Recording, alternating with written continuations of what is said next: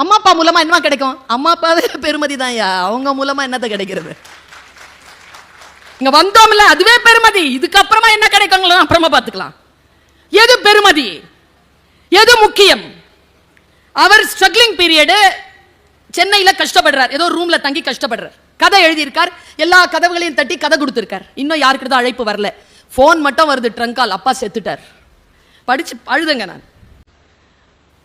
அப்பா செத்துட்டார், போனோம், சாவுக்கு போனோம், காசு இல்ல, கெஞ்சி கேட்டு யார் யாருக்கிட்டையோ போயிட்டார். வந்துட்டார் 2 நாள்ல. ஸ்ட்ரகிளிங் பீரியட் ஆரம்பம். மறுபடியும் கால் வருது, ட்ரங்க் கால். 16வது நாளுக்கு வரணும். 1500 ரூபாய் இல்லாம போக முடியாது. இது 200 ரூபாயில போயிட்டு வந்துட்டார். 1500 ரூபாய் இல்லாம அப்பா சாவு 16ஆம் நாள் போக முடியாது, காரியத்துக்கு போக முடியாது. நேரா ஒவ்வொரு கதவா தட்டுறார், யார் கதவும் திறக்கல. ஒரு கதவு திறந்தது. அந்த கதவை திறந்தவர் இப்போ உயிரோட இல்ல, மணிவண்ணன் சார். கதவு என்னப்பா, வாப்பா உட்காருப்பா. சார் அப்பா இறந்துட்டார் சார். உட்காருப்பா முதல்ல. நான் ஊருக்கு போனேன் சார், காரியம். 1500 ரூபா வேணும், சும்மா தர வேணாம் சார். கவனிங்க, சும்மா தர வேணாம் சார். நான் உங்ககிட்ட ஒரு கதை கொடுத்துருக்கேன்ல, ஆமா, அதை நீங்களே வச்சுக்கோங்க சார். எந்த இல்லை இனிமேல் கதை. 1500 ரூபாய்க்கு நான் அதை வித்துட்டேன் சார், எனக்கு 1600 ரூபாய் கொடுங்க. சிரிச்சுக்கிட்டே அவர் சொன்னாரா, டேய் நீயும் கலைஞன் நானும் கலைஞன்டா, அது 1500 ரூபாய்க்கு விற்கிற கதையாடா அது. இந்தா நான் தரேன் 1500 ரூபா, நீ போயிட்டு வா, அப்புறமா பேசிக்கலாம். அவர் போறாரு, அப்புறமா திரும்பி வராரு, நிறைய படங்கள் பண்றார். மணிவண்ணனை வச்சு 6-7 படம் பண்ணிட்டார். இப்படியே காலம் உருண்டு போச்சு. 10-12 வருஷத்துக்கு அப்புறம் அவர் எழுதுறாருங்க இந்த குறிப்பை. நீங்க முடிஞ்சா அந்த குறிப்பில் போய் பாருங்க, அந்த ஃபேஸ்புக்ல போய் பாருங்க, இந்த குறிப்பு இருக்கு. போய் அவர் மறுபடியும் அவர்கிட்ட போய் சந்திக்கும் பொழுது, சார் எவ்வளோ நாள் சார் ஆச்சு உங்களை பார்த்து, என்னப்பா எப்படி இருக்கிறேன்? நல்லா இருக்கிறேன் சார். சார் உங்களுக்கு நான் ஒரு 1500 ரூபாய் கொடுக்க விட்டுட்டேனே சார், நான் கடனில். இல்லைப்பா இல்லைப்பா, நீ அதை கொடுத்துட்டப்பா. இல்லை சார் நான் கொடுக்கல. நீ எனக்கு இது வரைக்கும் எவ்வளோ படம் பண்ணியிருக்கடா? 6-7 படம் பண்ணியிருக்கேன். எனக்கு எவ்வளோ சம்பளம் கொடுத்துருக்க தெரியுமா நீ? எவ்வளோ சார் கொடுத்துருக்கேன்? ப்ரொடக்ஷனில் கேட்டால் தான் சார் 75 லட்சம் ரூபா கொடுத்துருக்கடா. இருந்தாலும் அந்த 1500 ரூபா கடன் தானே சார். மணிவண்ணன் சார் சொன்னதை எழுதிட்டு போங்க மனசில். வாசிப்பு என்ன செய்யுங்கிறதுக்கு சொல்கிறேன். அவர் சொன்னார், இல்லைடா இந்த பிரபஞ்சம் கையில் 75 லட்சம் ரூபா வச்சுக்கிட்டு கீழே பார்த்துக்கிட்டே இருந்ததா. ஒரு பையன் அலைஞ்சிக்கிட்டே இருந்தான் அப்பா காரியத்துக்கு போகிறதுக்கு 1500 ரூபாய் தேடி. இந்த பையனுக்கு யார் 1500 ரூபாய் கொடுக்குறாங்களோ அவங்களுக்கு இந்த 75 லட்சம் ரூபா கொடுத்துறதுன்னு இந்த பிரபஞ்சம் பார்த்துக்கிட்டே இருந்துச்சுடா. நான் கொடுத்த அந்த காசு எனக்கு அது கொடுத்துருச்சுடா, நான் வசூல் ஆயிடுச்சுடா, போடா போடா போடான்னு. நாம் செய்யக்கூடிய ஒரு செயல் வேறு வடிவத்தில் வந்து நம்மை சேரும். கொஞ்சம் நினைச்சு பாருங்க. சின்ன பையனா காவல் கோட்டம் எழுதுகின்ற பொழுது கருமாறி பாய்தல் என்றால் என்ன என்று போய் ஒரு புத்தகமா தேடி ஒவ்வொருத்தரா போய் தேடி அலைகின்ற பொழுது அந்த இளைஞன் நினைத்திருப்பானா, பாராளுமன்றத்தில் என்னுடைய குரல் இதன் காரணமாக ஒலிக்க போகிறதுன்னு. பிரபஞ்சம் அழைத்து செல்லும். ஒரு விஷயத்தை நீங்கள் செய்தால் அடுத்த விஷயத்தை அது கையில் எடுத்துக் கொள்ளும் என்று புத்தகம் எனக்கு போதிக்கிறது. அதனால் தான் பிறப்பு இஸ்லாத்தில் இருந்தாலும் நான் வாசிப்பில் மட்டும் எந்த கள்ளத்தனமும் செய்வதில்லை. சமீபத்தில் ஒரு 4-5 வருஷம் இருக்கோங்க, ஏதோ ஒரு பழைய புக்கு அந்த கோசாஸ் பத்திரிக்கை வெளியில போட்டு வித்துட்டு இருந்தாங்க. ஒரு புத்தகத்தை எடுத்தேன். பஞ்சதந்திர கதைகள்னு ஒரு கதைகள், குட்டி புக்குங்க. நமக்கு நிறைய, நாம 1001 இரவு அவ்வளவு கொண்டாடுறோம்ல. நம் பஞ்சதந்திர கதைகள், நம்ம அம்புலி மாமாவில் வந்த கதைகள், அந்த கதைகளை நம்ம அடுத்த தலைமுறைக்கு கடத்தி இருக்கிறோம். அவன் வச்சிருக்கான் பாருங்க, 100 ஆண்டுகள் கழித்தும் அரேபிய இரவுகள் சொல்லிட்டு அவன் வச்சிருக்கான் 1001 இரவுகள்னு. நாம விட்டுட்டோமே நம்ம கதைகளை, நம்ம நாவல்களை நாம விட்டுட்டோமே, நம்முடைய மரபு சார்ந்த விஷயங்களை விட்டு விட்டோமே.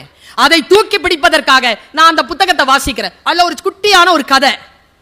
நீங்க அரசியல்ல இதை இம்ப்ளிமெண்ட் பண்ணிக்கோங்க, உங்க குடும்பங்கள்ல இம்ப்ளிமெண்ட் பண்ணிக்கோங்க, உங்க தனி மனித வளர்ச்சிக்கு இம்ப்ளிமெண்ட் பண்ணிக்கோங்க, யாருக்கு வேணாலும் இம்ப்ளிமெண்ட் பண்ணிக்கோங்க. ஒரு எலிக்கும் ஒரு பூனைக்கும் ஃப்ரெண்ட்ஷிப் வந்துருதுங்க. இப்படி ஒரு கதை. எலிக்கும் பூனைக்கும் ஃப்ரெண்ட்ஷிப் வருமா? கதைகளில் வரும், கதைகளில் வரும். நான் எப்பவுமே சொல்லுவது உண்டு, என் அம்மா என்னை கதை சொல்லிதான் வளர்த்தாள். என் அம்மா காயல்பட்டினத்துக்காரி, தூத்துக்குடி. அவளும் என்னை கதை சொல்லிதான் வளர்த்தாள். என் அம்மா என்னை கிழிந்த பாயில் போட்டுக்கொண்டு கதை சொன்னாலும் அவள் பறக்கும் கம்பளங்களை பற்றித்தான் கதை சொல்லுவாள். என் அம்மாவின் கதைகளில் கிழிந்த பாய்கள் வந்தது கிடையாது. அதுதான் கதை சொல்லுதலுக்கான மேன்மை.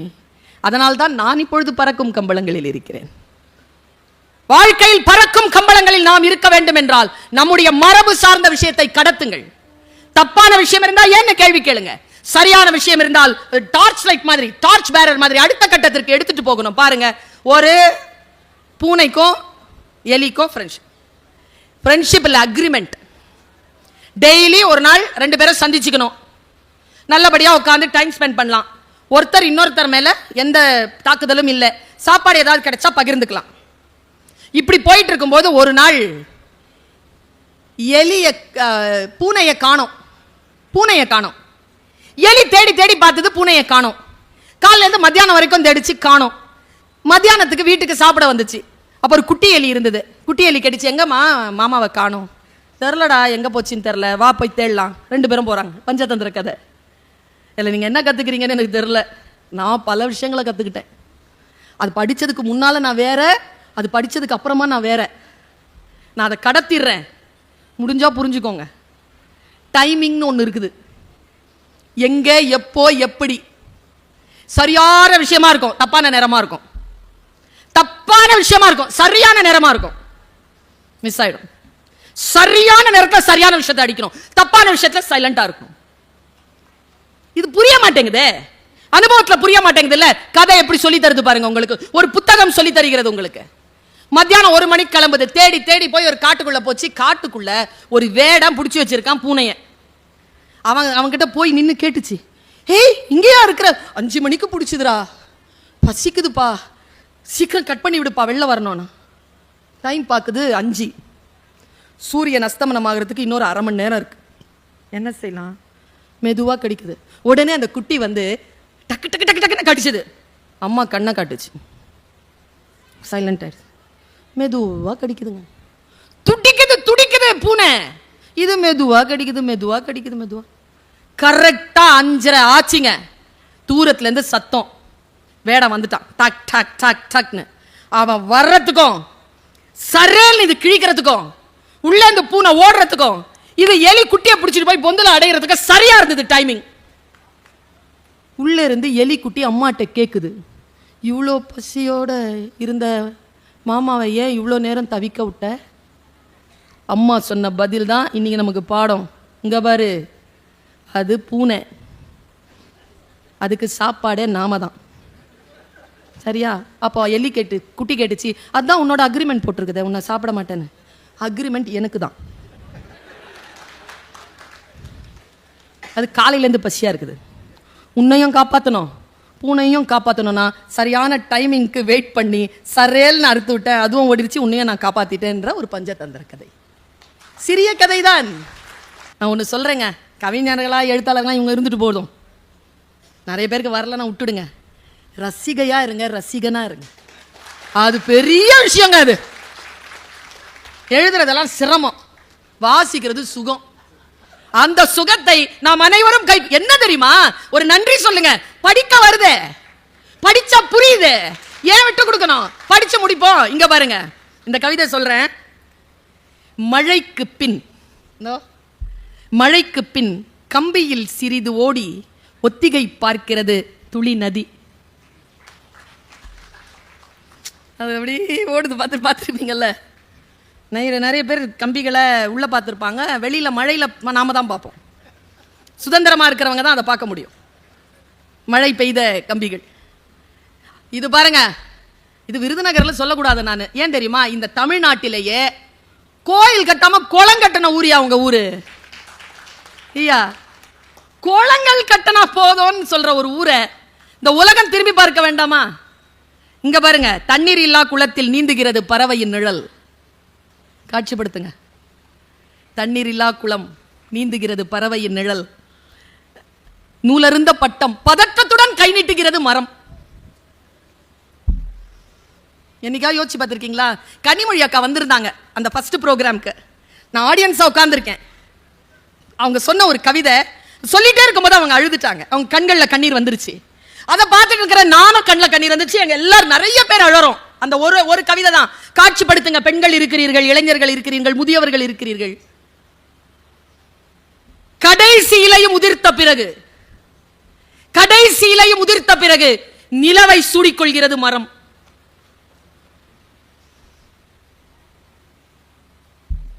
ரொம்ப இருட்டான ஒரு காட்டுக்குள்ள ஒருவேளை பௌர்ணமி அன்னைக்கு போயிடுங்க, ஒற்றை இலை கூட இல்லாத அந்த மரத்தை பாருங்களேன், அது தலையில பெருசா சூடிக்கிட்டு இருக்கும் நிலவை. இந்த காட்சிகள் எல்லாம் யாருக்கு சொந்தம்? அனைவருக்கும் தான் சொந்தம். ஆனால் அதை தனதாக்கிக் கொள்ளுகின்றவர்கள் கவிஞர்கள் மட்டும்தான். அதை தனதாக்கிக் கொள்ளாமல் எழுத்தில் பதிக்கின்றவர்கள் தாயுமானவர்கள். நமக்கு கடத்துறாங்க இல்லையா, அந்த காட்சியை நமக்கு கடத்துறாங்க இல்லையா. உடைந்த பானையின் சில்லுகளில் மிச்சம் இருக்கிறது கொஞ்சம் நீர்.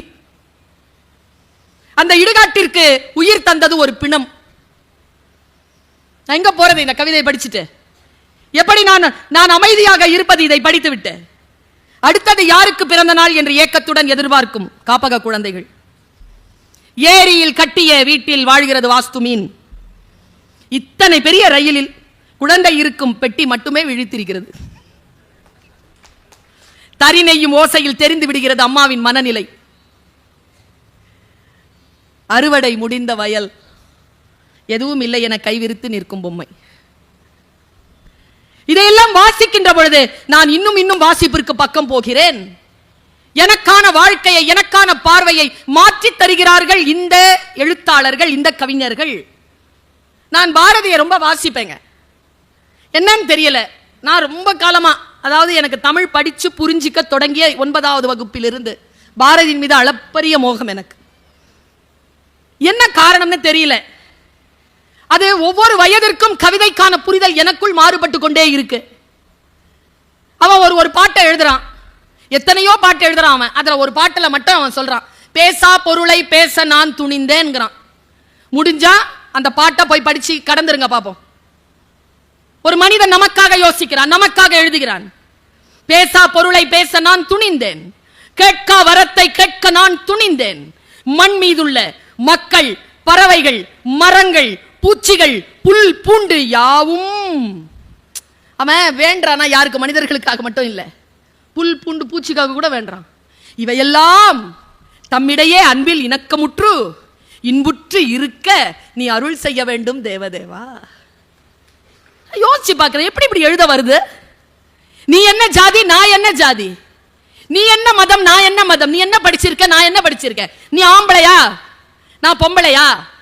இப்படி பேதம் பிரித்து பார்க்கக்கூடிய உலகத்தில் பாரதியின் கவிதை, அந்த புத்தகத்தை வாசிக்கின்ற பொழுது என் மனதிலே வெளிச்சம் பாய்க்கிறது.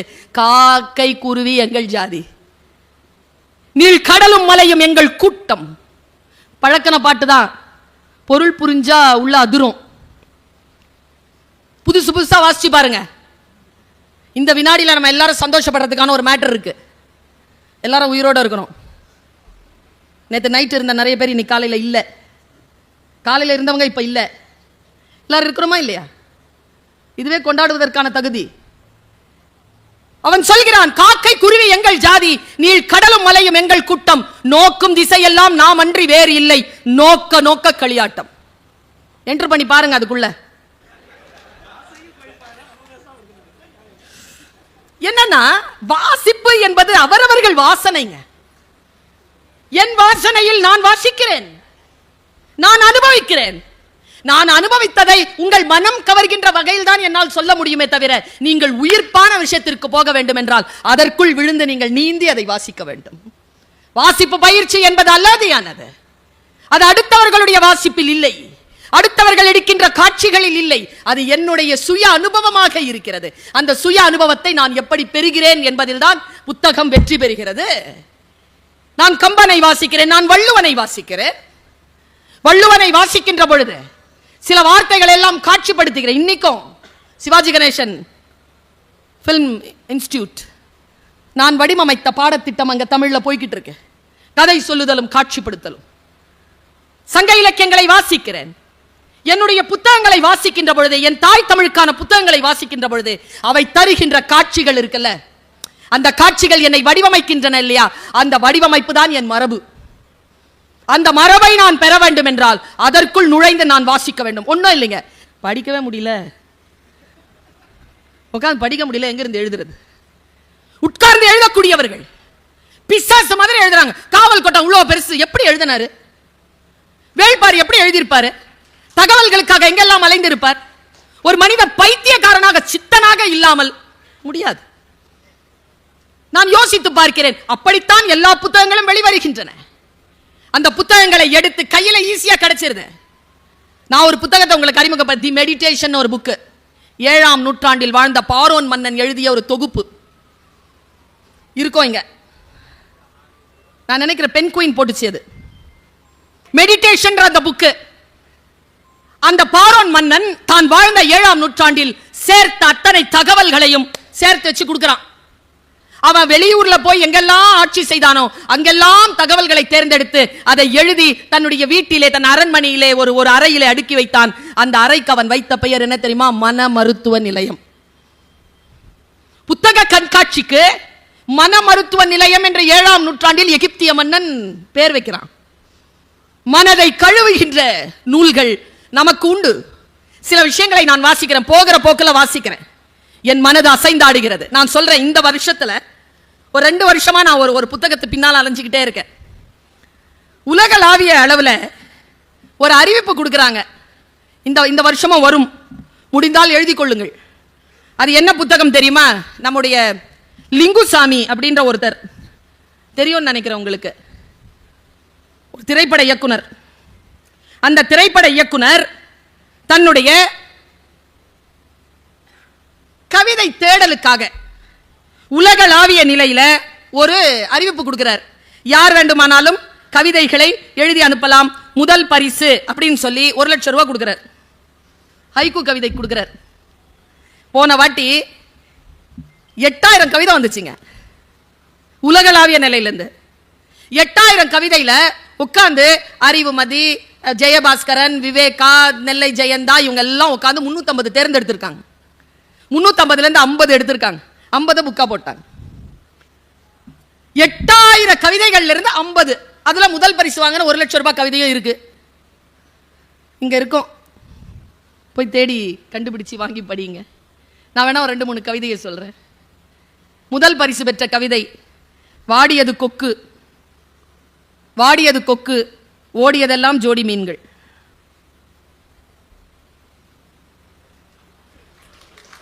கொஞ்சம் லேட் ஆகும், புரிஞ்சா கை தட்டிடுவோம்ல. இந்த ஜோக்கும் கவிதையும் புரியணும். புரிஞ்சிருச்சா? வாடியது கொக்கு, ஓடியதெல்லாம் ஜோடி மீன்கள். தனித்தனியா போயிருந்தா கொத்தி சாப்பிட்டுருக்கோம், ஜோடி ஜோடியா போதே, எப்படி கொத்து? இது ஃபர்ஸ்ட் பிரைஸா? செகண்ட் பிரைஸ் தான் சூப்பர். தூண்டில் மீன், அதன் கண்களில் விடை பெற்றுக் கொண்டது நதி. மீன் சாப்பிட்டுருக்கீங்களா? இன்னி கூட சாப்பிட்டுருப்பீங்க. பிடிச்சிட்டாங்க, இனிமேல் அது சட்டிக்கு தான் வரும், நதிக்குள்ள போவாது, கடலுக்குள்ள போவாது. கடல் டாட்டா சொல்லுதான், போயிட்டு வாமா அவ்வளவுதான் அப்படின்னு. மனசு கலங்கி போச்சுங்க எனக்கு இது படிச்சு. 3வது கவிதை பாருங்க, அது இன்னும் சூப்பர். சுள்ளி பொறுக்கிய சிறுமிக்கு தன் இறகை உதிர்த்து விட்டு போனது மயில். மனசு ஒருமா இனிப்பாயிடுதல. என்னை போலவே நடித்து காட்டுகிறது என் நிழல். எந்த கிளி ஏமாற்றியதோ தாடியுடன் இருக்கிறது ஆலமரம். நான் தமிழ் பேச்சிலையும் சொன்னேன், ஊதுகுழல் இசைக்கிறாள் அம்மா, நடனம் ஆடுகிறது நெருப்பு. எனக்கு தந்திருந்தா ஃபர்ஸ்ட் பிரைஸ் இதுக்கு தான் தந்திருப்பேன். என் கையில வந்திருந்தா புக்கு, வாடியது கொக்கெல்லாம் தந்திருக்க மாட்டேன். பனி படர்ந்த கண்ணாடி, கண் வரைந்தேன், வழிந்தது கண்டீர். என்ன படிமோ? எல்லாம் நம்ம சின்ன பசங்க தான், 40 வயசுக்குள்ளதான் எழுதுது. எல்லாம் நமக்குள்ளதான் இருக்கிறாங்க. வாசிப்பாளர்கள் இங்க இருக்கிறீர்கள் என்றால் உங்களுக்குள் எழுத்துக்களும் இருக்கின்றன. அந்த எழுத்துக்களை வெளியில் கொண்டுவதற்கான சூழலை நீங்கள் ஏற்படுத்திக் கொள்ளுங்கள். அது அடுத்தவர்களுக்கான மிகப்பெரிய வாய்ப்பு. நான் இப்படி சொல்றேன், இந்த வருஷம் வந்த புத்தகத்துல எனக்கு ரொம்ப பிடித்தமான கவிதை, நேற்றைய சண்டையை மறந்து புன்னகைக்கிறது எதிர்வீட்டு குழந்தை. பசித்த மீன்களுக்கு இரையாக போவதில்லை குளத்தில் மிதக்கும் நிலவு. ஏறி போகும் எறும்பை ஆச்சரியமாக பார்த்தது ஆழ குழிக்குள் விழுந்த யானை. மனசு என்னமோ பண்ணுதுல. தூரத்தில் தூக்கத்தில் புன்னகைக்கும் குழந்தையின் முகம் கடவுளின் சாயல். காட்சிப்படுத்துங்க, மனசு அசைஞ்சிரும். இதெல்லாம் சொன்னேன்னு வச்சுக்கோங்களேன், ஒன்று ஆயுசு கூடும், இல்லைன்னா சீக்கிரம் செத்துருவோம். இந்த கவிதைக்கு அது ஒரு கொடுப்பனைங்க. ஒன்று போய் சேர்ந்துடணும், இல்லைன்னா நீண்ட ஆயுள் வரும். இப்போ இதில் போய் சேர போறீங்களா இல்லை ஆயுள் கூட போதான்னு பாருங்க. யாசக பாடகனின் தட்டில் சில்லறை விழ தடுமாறும் பாடல்.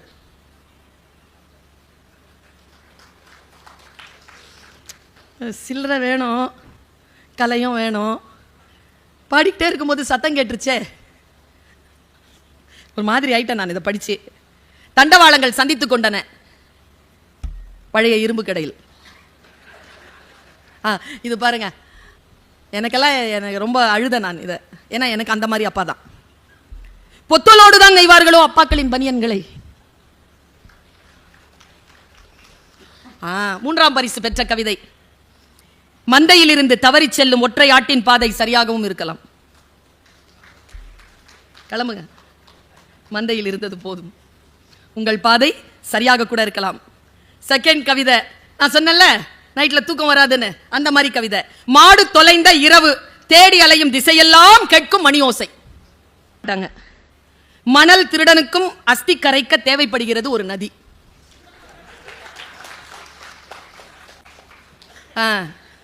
கடைசி மூச்சில் என்னையே பார்த்த ஆடு என்ன கேட்டு இருக்கும்? நான் பக்ரீத்தை கொண்டாடக்கூடாதுன்னு முடிவு பண்ணிட்டேன். எல்லாவற்றையும் வாசிக்கிறேன். வாசிப்பிற்கு ஏது தடை?